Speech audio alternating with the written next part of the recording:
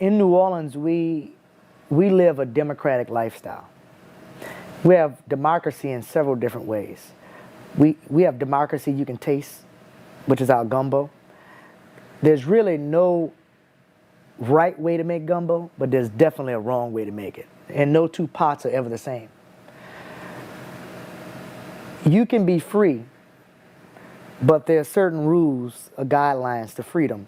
And I think in New Orleans we exemplify that. You can see it in our dance, another form of democracy called the second line. You know, there's no really right way to dance the second line, but there's a wrong way. But you have to do it your way. You can't copy somebody else's style. You have to be yourself.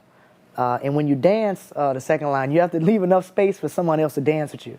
You don't dance the second line alone. Everybody's second lines. It's a collective dance. And then we have herd democracy, which is jazz.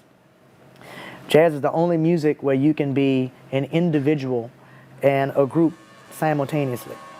It's that thing, that American paradox, you know, all things at once.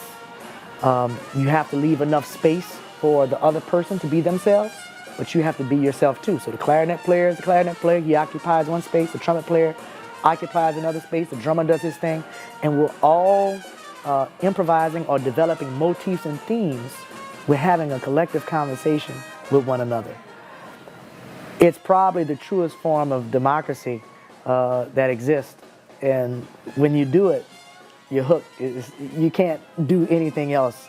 It's what makes everybody who plays jazz play jazz. It's the greatest form of freedom that exists.